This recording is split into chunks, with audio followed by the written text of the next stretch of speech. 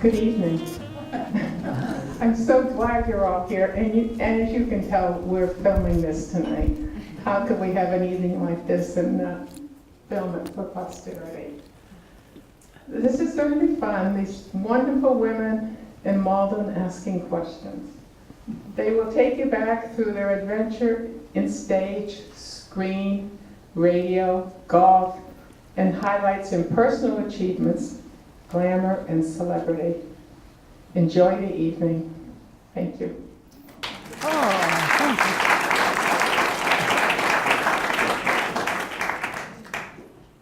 Well, sitting between two great beauties, I can't say age before beauty, but let's start with the firstborn. Well, what do you want to know? Well, you have described your life as a series of ups and downs. We know you're well on the up now. Absolutely. And so would you like to start from, I know you stopped traffic on your way into the world. Yes, I was born almost in the St. Patrick's Parade in New York City. And my mother was going to name me Patricia, but she was afraid I wouldn't have a sense of humor, so I turned out to be Joan. That was 1923, a long time ago. And I lived in New York until my father died after the crash, and he had just gone broke from us being very well off, and we moved to Connecticut, and I lived there for some years, and through the war, and married a Frenchman, which was a mistake. And then finally I married Bill Campbell and lived happily ever after for 60 years. Very good. Okay, you started off on Kim. the others. Kim, sorry, Kim. Sorry. That's my sister's name. we get you straight. That's right, yeah. Kim, you started off on the other side of the pond. Absolutely, and I was born in Yorkshire, England in 1925. See, Joan's my older sister. Not much.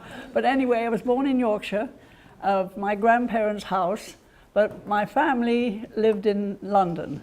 And I was born into a theatrical family. That was my entrance into from a child. My whole family were in the theatre. And in those days, my grandmother, Marie Kendall, was a very well-known singer, actress, and I hear a comedian. So I don't know where that came in, but I've got a couple of little pieces to tell you about that. But so growing up, I went into my parents' business.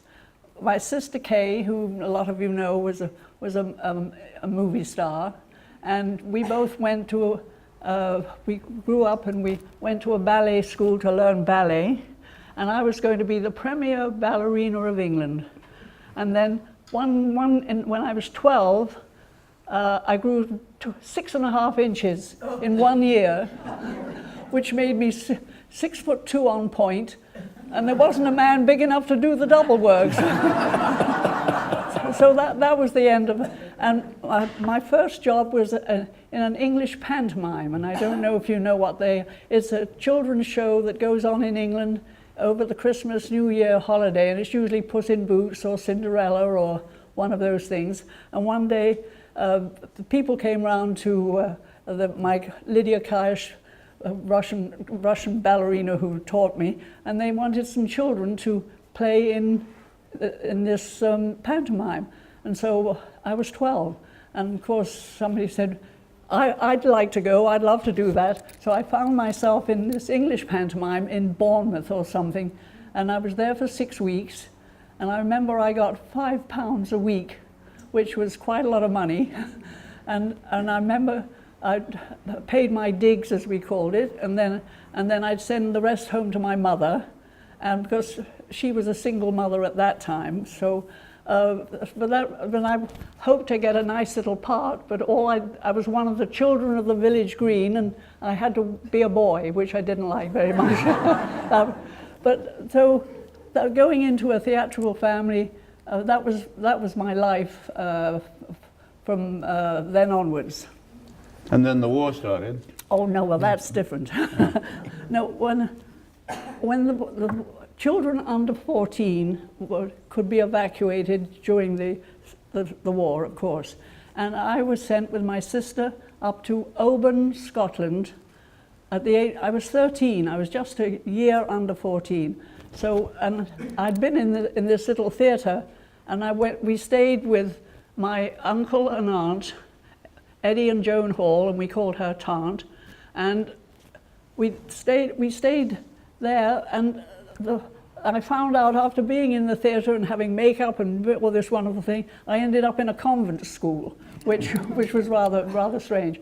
But the war, there was no bombing the first year of the war, none at all. And my mother, who was adorable but very flaky, she said, well, you better go with the Halls up to... So we went up with 4 other little girls, and we were there. And after the first year, no bombing, so my mother decided we better come back. So we came back, and of course the Blitz started. And I was right in the middle of it because we lived near Trafalgar Square, 10 Talbot House, and we were right in the middle of it, of the whole Blitz. And the worst thing for me for the Blitz was the buzz bombs. That was the latest thing. You'd hear them come over, and then they'd stop, and then you just wait to find out what was going. That was, as a child, but I never went down to the underground for the tube, because that's where everybody went when the sirens came. Because I didn't want to, it was awful down there with masses of people and everything else. And we were asleep, the sirens went off, and my mother said she had insomnia and that she didn't sleep well. So Kay and I said, let's go and get Mother, and we better get in the cellar. And so we'd go there, and Mother was snoring away happily. So I said, we better wake her up, and Kay said, she'll kill us if we wake her up. So we went back to bed. And that's where we spent a lot of but we did have bombs all around us, which was, that was when I was 14, that happened. Then am I talking too much? No. Okay. We'll give you equal time to Joan. Okay, good. Oh dear. Then, Then I reached the age of 18, that's 3 years into the war, and I was called up. You got called up, 18, man or woman, or 18 years of age. You could go in the Navy, the Army, the Land Girls, or ENSA, which was the same thing like USO, which was, so I choose ENSA because that was, and we had wonderful shows that went over to Italy to entertain the troops, and we helped set up canteens for and we had lieutenant uniforms with ENSA written over here. And so I spent actually the last year of the war there, and I remember being in Rome when VJ, Victory Over Japan, arrived. And so I spent my war years there, going over on a battleship over to Italy, and lots of stories about Italy, but I'll keep quiet. In the trousers, which had been illegal, which provided a good opportunity for wandering Italian hands. Well, that's right. Well, this, okay, we wore uniforms and brown slacks and a shirt, and we'd have ENSA things over the shoulder here. And I'd wander around the villages if we had a quiet moment, and I'd look at all these lovely shops, and I'd be looking there in the shop, and all of a sudden I found something on my behind, and it was called the Manna Morte, and it was these lovely little gentlemen that would find somebody, and they'd put their hand on your bottom. So I'd turn around and see this little Italian that was about half the same size as me go, "Bella signorina!" There, phew. Well, Joan, some people may not know about your time on not quite the stage, but you were on television. I was on television, and I have been Anastasia in Anastasia, and I have done Eleanor in Lion in Winter, and Titania in Midsummer Night's Dream, but a long, long time ago, long forgotten. But the television was when you were on the rebound from the Frenchman, is it? Well, Yeah. when my first marriage broke up, I had, I was in Boston, and this young Frenchman came over and entered as a freshman in Harvard. And I was staying with my sister there, and I met him, and one thing led to another, and I finally married him. And his family, his father had a chemical color factory in West Virginia. That's how I ended up in West Virginia. And they made all the bluing in laundries, all the ultramarine blue in the world. They also made yellows, which are poisonous, and that part of the factory had to be set aside. But anyway, I went to Huntington, West Virginia, as the queen bee, you know, marrying the young glamorous Frenchman in Huntington, West Virginia, and I was somebody. And the marriage was a disaster, and I was left with pregnant with my fourth child, and very little to manage with. Although I always knew I'd have a roof over my head and, you know, something to eat. And I cannot tell you how kind this country is and what a wonderful country we live in. That town took care of me. And what I remember about being down and out is how wonderful this country is and what a wonderful people we are.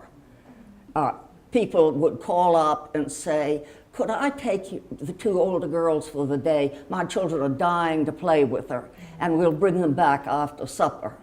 Or things like that. My plumber, I called the plumber, and he came, and he would fix it, and then he would say, I would say, get up my checkbook, and he'd say, oh, Mrs. Dourif, this took me so little time, I'll put it on the bill later. And he wouldn't, it was little things like that town of 80,000 people lifted me and took care of me. And let me tell you, this is one great country. Where was I? Oh. So finally, my best friend, who ran the museum and was voted the citizen in the United States that had done the most for her community, Roberta Emerson, was a brilliant woman. And she said, look, you can't sit around with these 4 children. You might as well go out with Bill Campbell. He has a plane, he goes everywhere, and he's never going to get married. And that's how I married Bill Campbell and lived happily ever after. Meanwhile, Yeah. Kim, you came over to America and married George Baker? Yes, that was my first marriage, right? And had two children, Lavinia Baker and Kane Baker.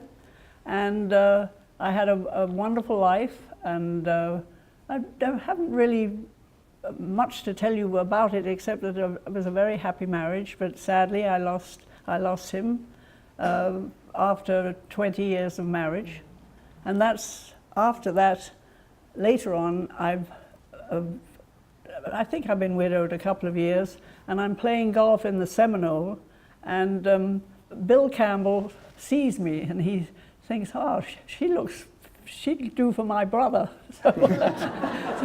So Bill came up and said, I've got my brother, Roller Campbell, and he's divorced or separated, whatever he was, and would you like to I'd love you to meet him. And I said, well, I had dinner with him in New York last week, so but that's where I got into the Campbell family. Well, can I add that Kim spent her honeymoon with me, not her husband? Oh, that's true. I'm so glad you remember that. That's very true. Yes.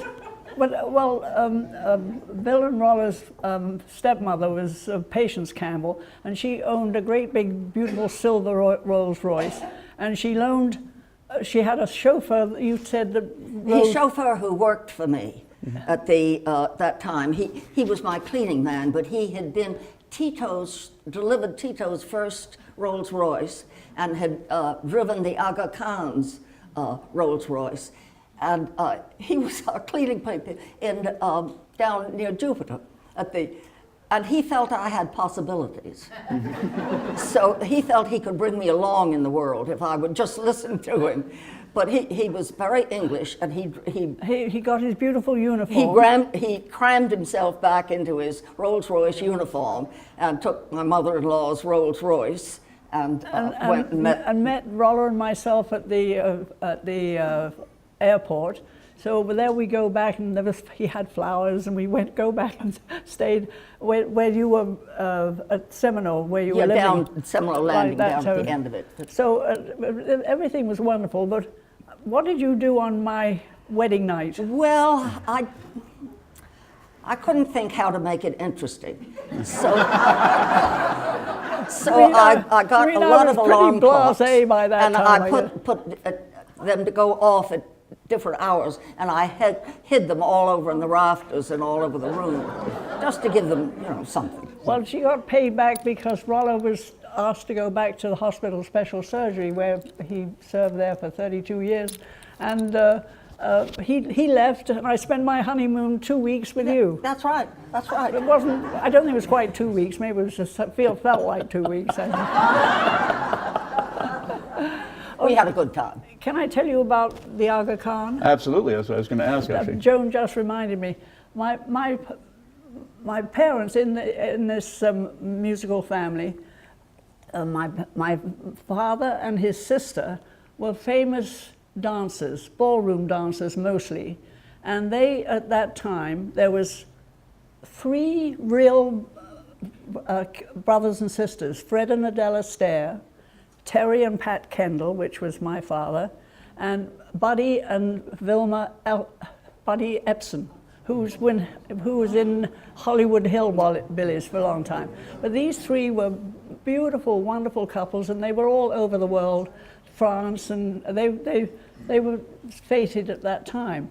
But they were playing once in south of France, and at the big whatever it was there, and my mother took me. I don't know why she took I have an older brother, Terry, who lives in Canada, and he's still alive, bless his heart. He's 94 or something, and so she just took me. So there I am. I think I'm about 4 or 5, something like this. And one day I got lost, and of course she was in absolute panic. My mother was in a panic about it, going all the way around the town, and finally she found what they call a chemist shop, which was a drugstore, in other words. And she goes in, and there's this very big, heavy gentleman, and I'm sitting on his lap, and he's absolutely besotted about me. He can't.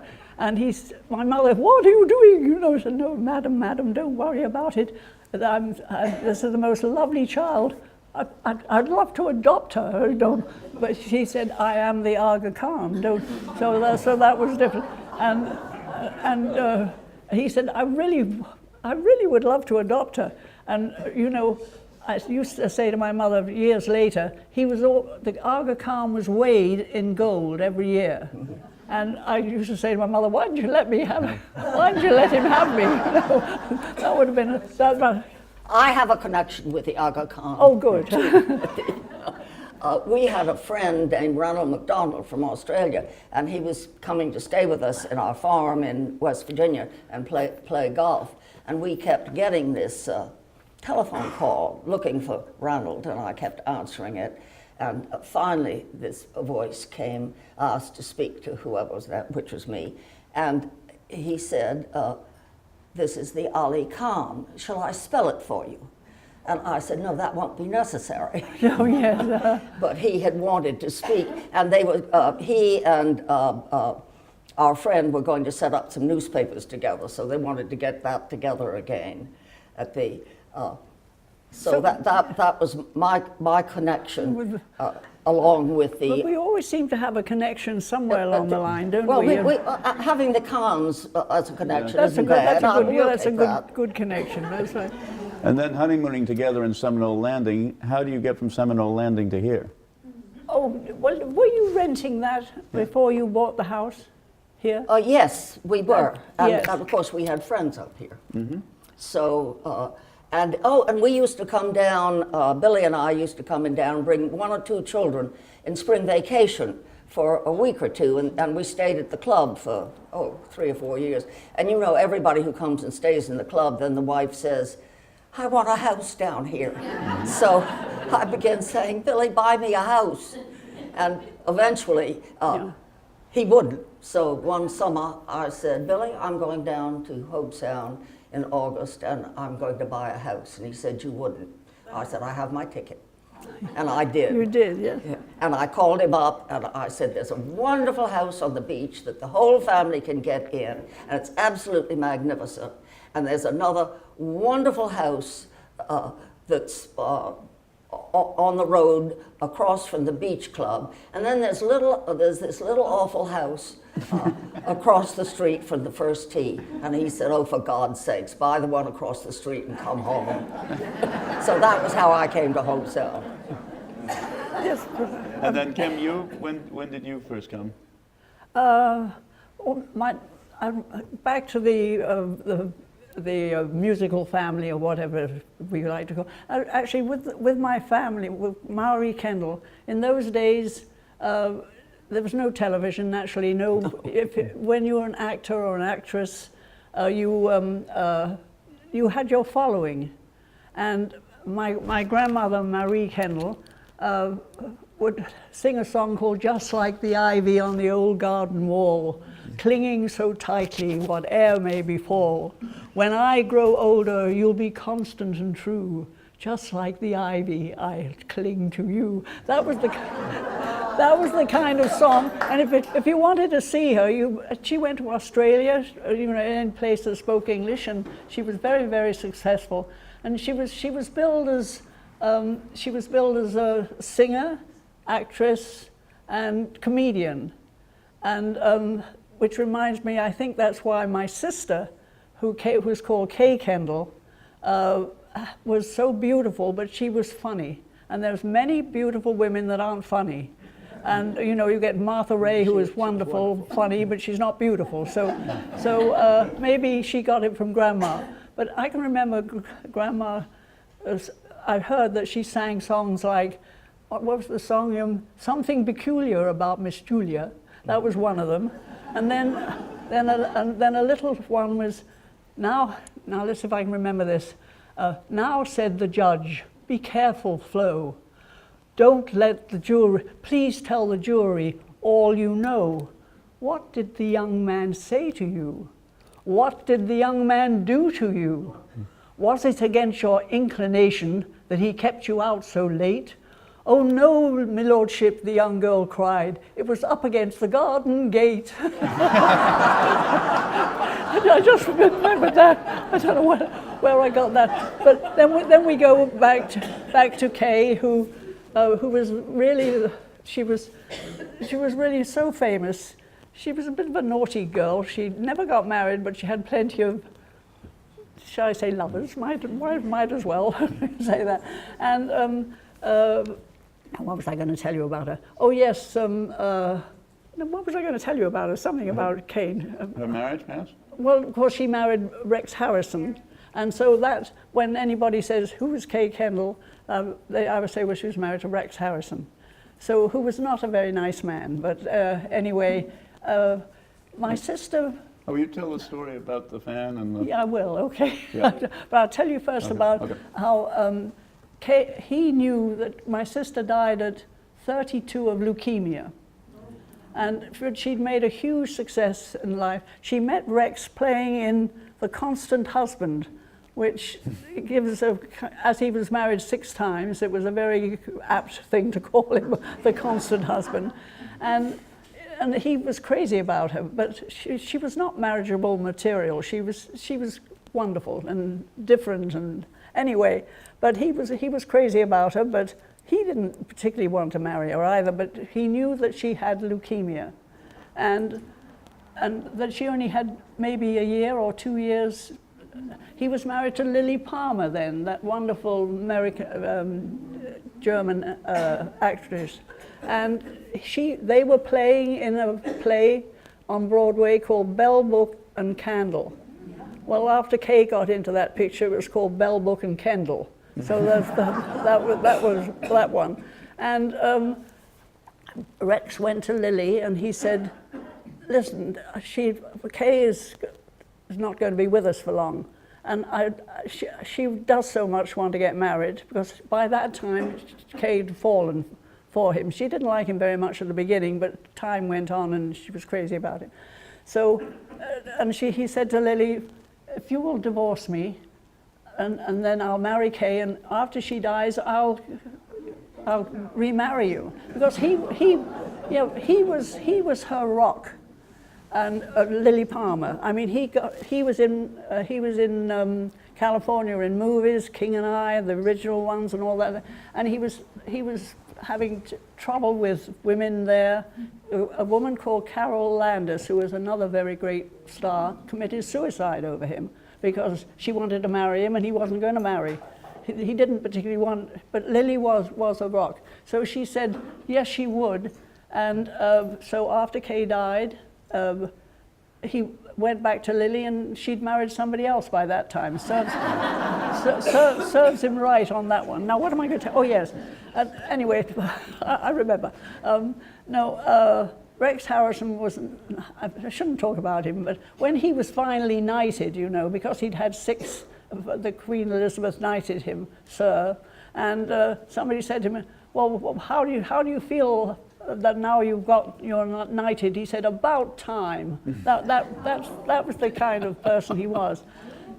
But in My Fair Lady, do you remember My Fair Lady, Liz's father was the old Coleman, her father, the old whatever he was, and he played, Stanley Holloway played his part.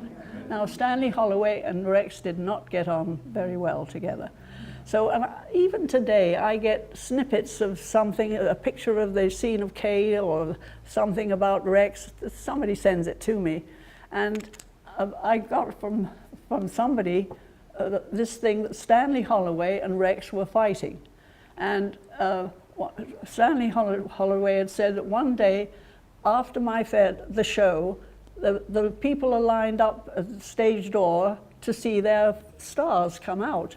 And there was a very nicely dressed lady, very sweet looking woman, and she went up to Rex, who was coming out, and she said, Mr. Harrison, would you please let me have your autograph? And he pushed her aside. He said, no, or whatever it was. So he went to get in the car, and she went over him, and she said, Mr. Harrison, I asked for your autograph.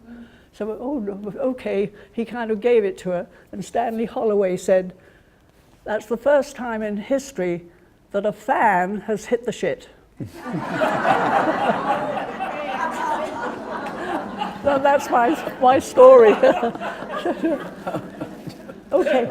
All right, well, I will take you back to New York. I grew up in New York City, and I went to Brearley School, which is the most wonderful school in the world. And my father was a lawyer. He was John Jacob Astor's lawyer. My mother was they were both from the South. My mother was a Wren.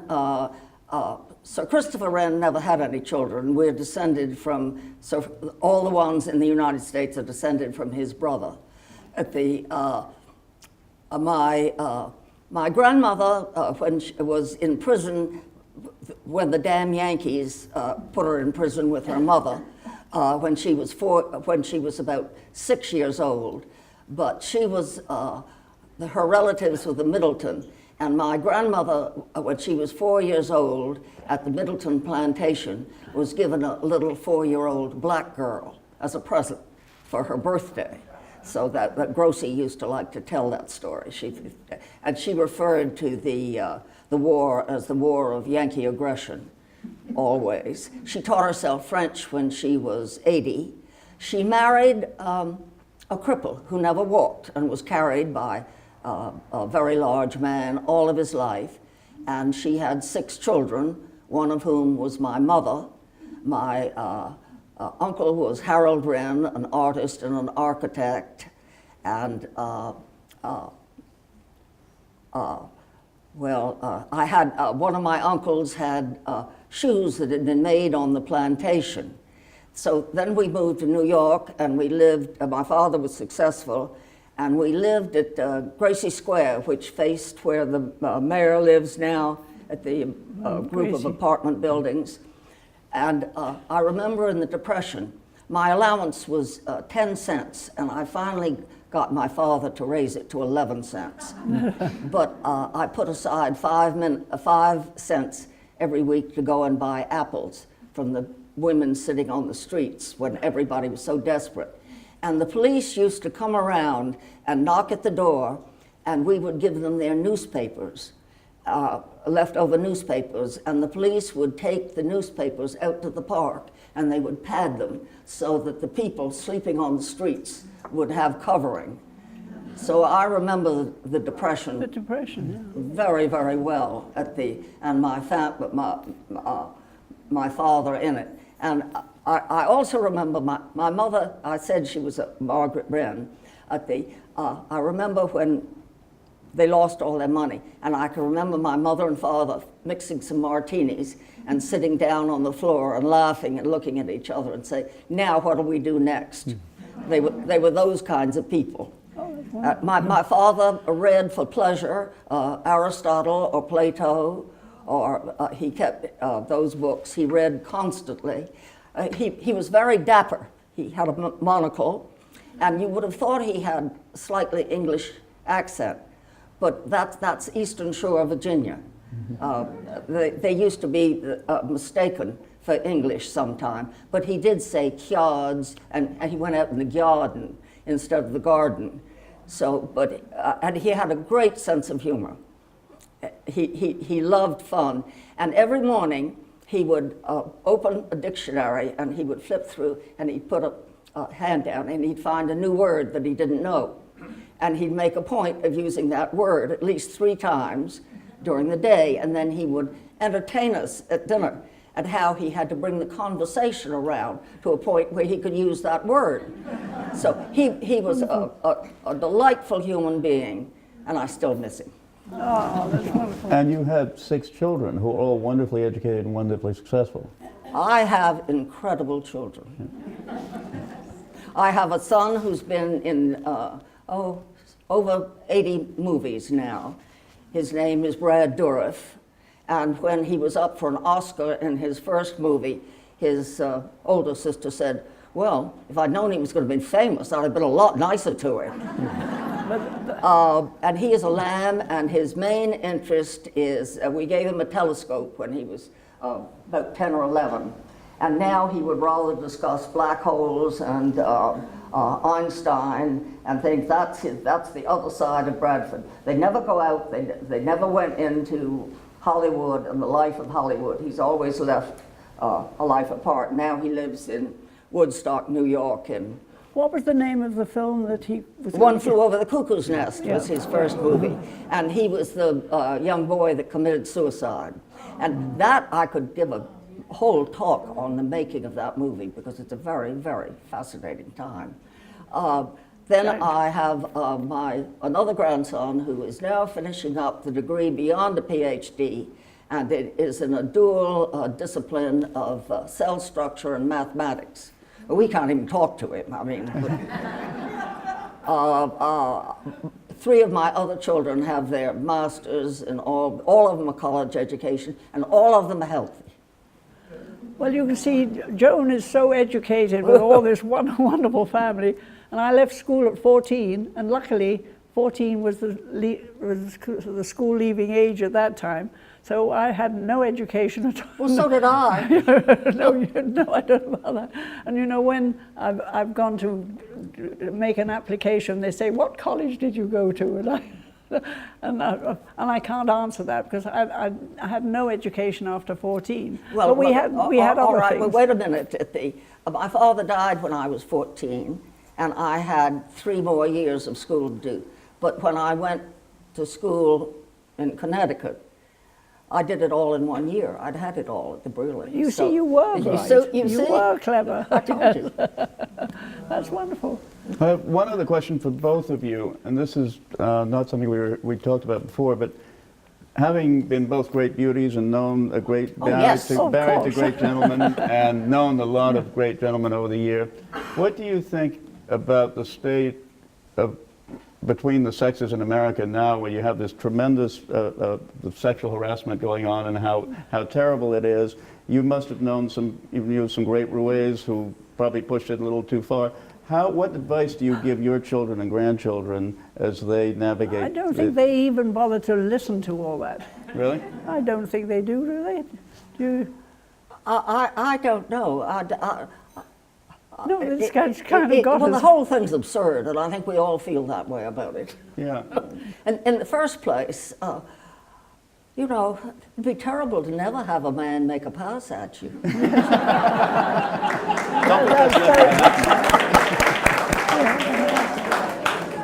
That's wonderful. But also, I will say one other thing. Having spent a great deal of time in Scotland and Europe, over there, the men are the peacocks. In this country, the women are the peacocks. And I think it's more fun when the men are. Well, should we ask some questions and see if anybody in the audience has any questions? That'd be great. Okay. There must be some questions. I think we've told everything that we know. Well, if not, I could tell about a magic night, the experience I had when I went back with my first husband to France shortly after the war. And one of his great friends had been an Arab, and Jean was smuggled out of France by the Arabs down to Marseille, and then put on a boat at night and sailed across to Portugal in the dark at night and put on a boat which was filled with people, and you know, the Germans were killing people, but he, on the boat, everybody was on mattresses on the decks, and the person next to him was a young man named Yul Brynner, which was an interesting result. What was the theme I was going to say? But anyway, he came over, and when we went back to France, we were invited to the mosque for dinner. Now, the head of the mosque at Paris at that time was also head of all of North Africa. So he had just married the Ali Khan and Rita Hayworth. So I was 25 years old, and heels up to here, and a nice tight silk dress that came a little bit above the knees. And we arrived at the mosque, and Sidi Mohammed Ben Gabri came out to meet us with the slippers that curled up like this, and the long robes and everything. And he took us in to the dining room, and we sat on the floor on cushions with this huge beaten copper tray. And then the eunuchs came in with very little clothes on, and they poured warm water over our hands, and then these beautifully carved soaps, you ran your hands over that, and then you were given little napkins to dry your hands. And Sidi Mohammed fed me little bits of chicken. We ate with our fingers, and rolled up little bits of rice. And the dessert was this sickly sweet thing that I really didn't think I could get down. I did, but Jean and I walked home. His parents had this magnificent apartment. His father collected art and went to all the Parc Benet auctions. And the Parc Benet used to send the catalogs. If my father-in-law couldn't be in it, they would send the catalog with all the prices. And when he died, his daughters threw them all away. And I am sure that they were so valuable because it had all the prices of about 50 years or more of all the sales. But never mind. The French are funny people. Okay, I guess. I wanted to ask you about the zoo in Palm Beach, which you've had yes. so much. We can't. Well, the zoo in Palm Beach, I think I was on the board about 30 years. And when I first arrived there was nothing there. You'd see a iguana going around or a peacock or something. And it was called the Dreher Park Zoo.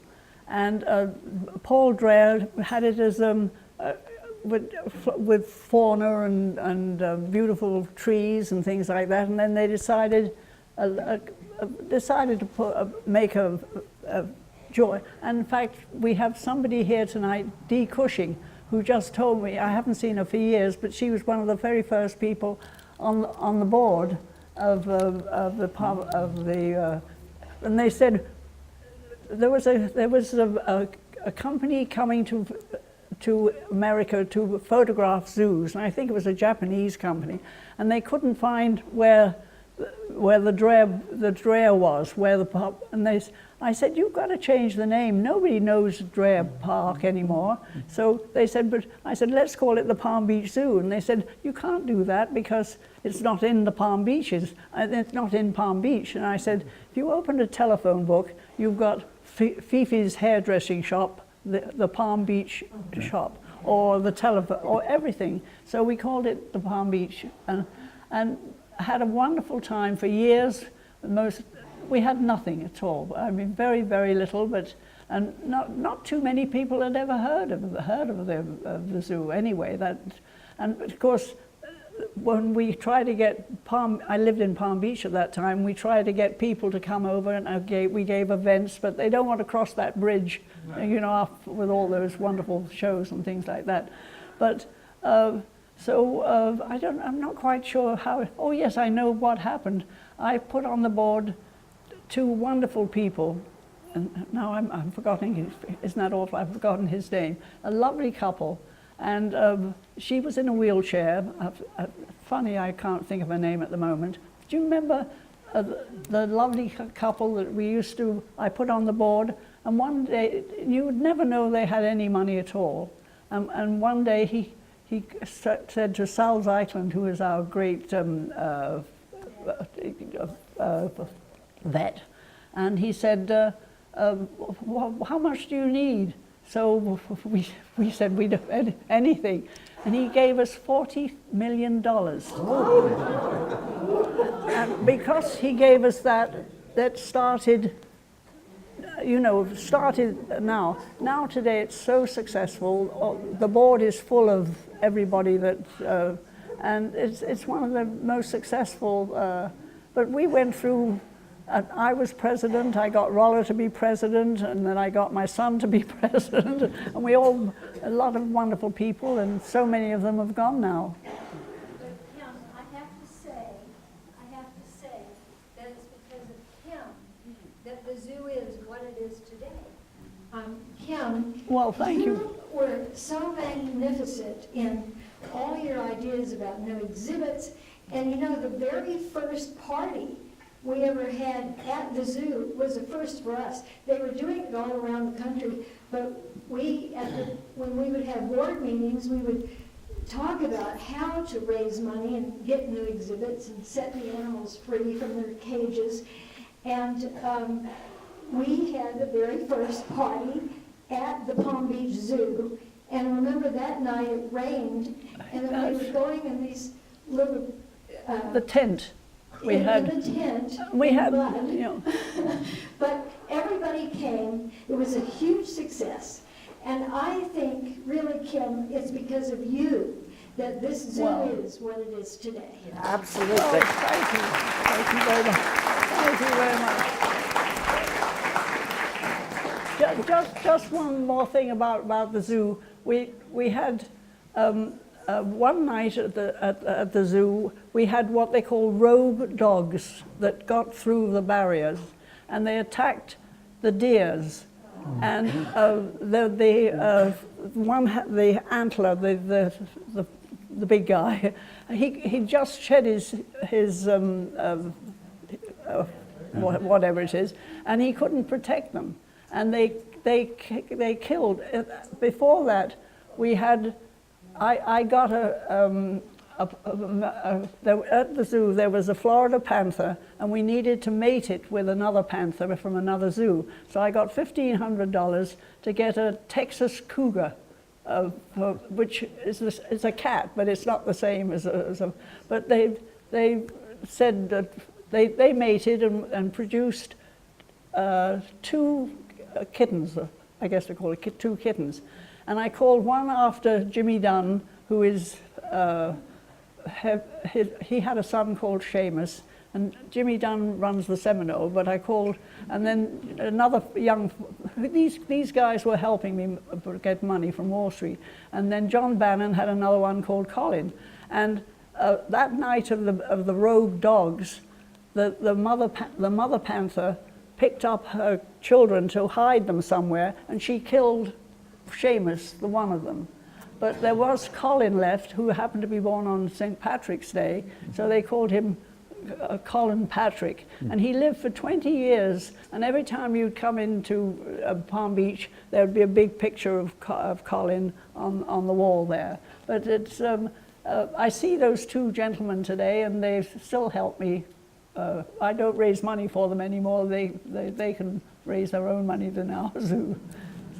Yes, there we are. Any other questions? You didn't say how you came to here. Can't hear. Yeah, is the question, how did Kim come to the United States? How did you get to Hope Sound and to the Jupiter Island Club? Oh, well, that was You very... started to say, and then you didn't. Well, first of all, Roller and I moved to Palm Beach, and then afterwards we sold that and we moved to the Seminole, and then after the Seminole we went back to Palm Beach, and one day I'm sitting at my house in Center Island, Oyster Bay, and I said to Roller, would you like to go to Jupiter Island, because his brother was there. Well, I was going to say, I was hoping we had something to do with it.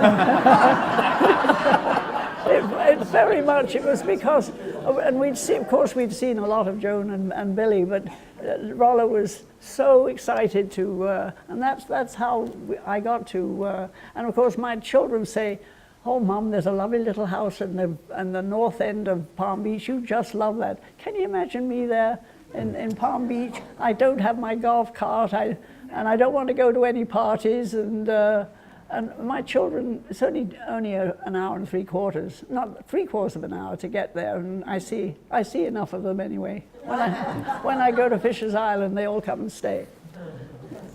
So that was the question. Actually, I remember years ago going to your house before you had it, and some man called Gino Casenario, who was an Italian man, was a lodger there for a bit. Don't remember You him. don't remember him? No. He was a mid-sized Italian, not probably the one who had his hand on your bum. No, it wasn't Enzo.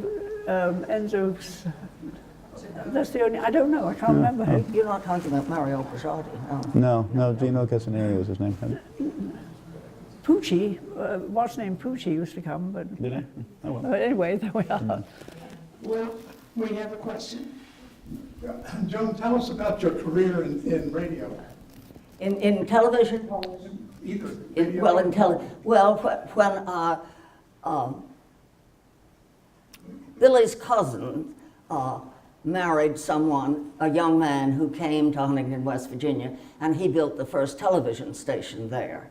So when I was down and out, and I don't think of those years as being down and out because I had so many friends who were so good to me that they were almost the best years in a way. But anyway, Bud Rogers said, do you want to do a television program? So I had 5 mornings a week, and it was the same as, well, it was called Coffee Hour, but it was, the Today's show was patterned after our coffee hour, and it was from 8 to 9 in the morning, and I had 15 minutes of the hour I had to fill at the 5 days a week.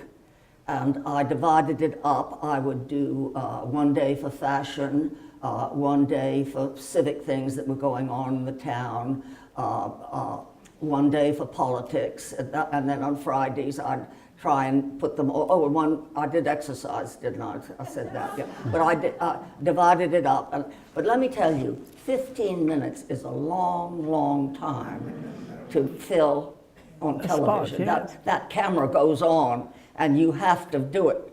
And back in those days, it was not taped and then run. If you made a mistake, you made a mistake. So it was not easy, but it was a very exciting time. And Bud Rogers was a very young man when he built that. NBC offered him the presidency. He didn't take it. He did end up with Taft, doing Taft Broadcasting, and took that from a few television stations to about 10 television stations later in his life. But he was an extraordinary young man, brilliant. And he would... He married a Campbell. He married Billy's cousin. He married one of Billy's Campbell, cousins. Yes. But he could sit back, that young man. I'd go in and talk, have a talk with him about something I was thinking I might do, and he would be writing notes for a speech he was going to be giving. He would be dictating in between sentences to his secretary, and he would be monitoring what was going on the television. He had a brain that could go 5 or 6 or 7 different ways at a time. He and his wife went as Napoleon and Josephine. He looked a little bit like Napoleon, actually. And he researched her jewels, and then he made them out of paste, out of Josephine's. Then he made them himself with his hands out of paste, and she wore Josephine's jewels. They were a fantastic couple. We went on a sailing trip with them once. And Billy, that's the only time Billy ever sailed, and he'll never sail again, never got a sailboat again. But that was when I said my world was filled with friends and people. But you've had such an exciting life with Billy. Nobody's had. And well, that's right. I mean, when Billy became captain of the R&A, it was Joan that all the girls loved her. She did everything for him. Then, but you were the rock. Well, when the British Open was played, there was this big tent. And I was to go in at 11:30, and I was to be given a list of people that I was being the hostess for a luncheon that day.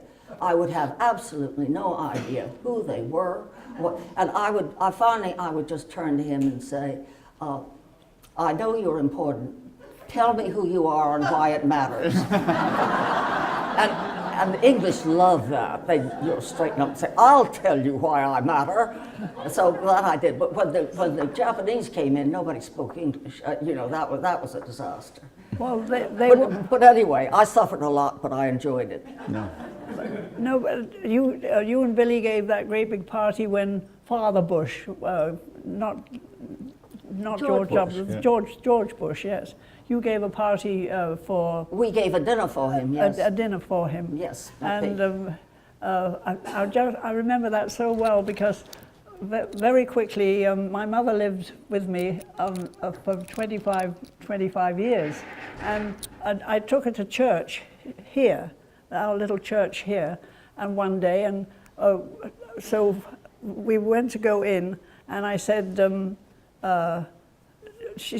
there's 2 big guys there saying, come this way. And my mother said, very English voice, I'm sorry, young man, but I'm hard of hearing, and I always sit in the front.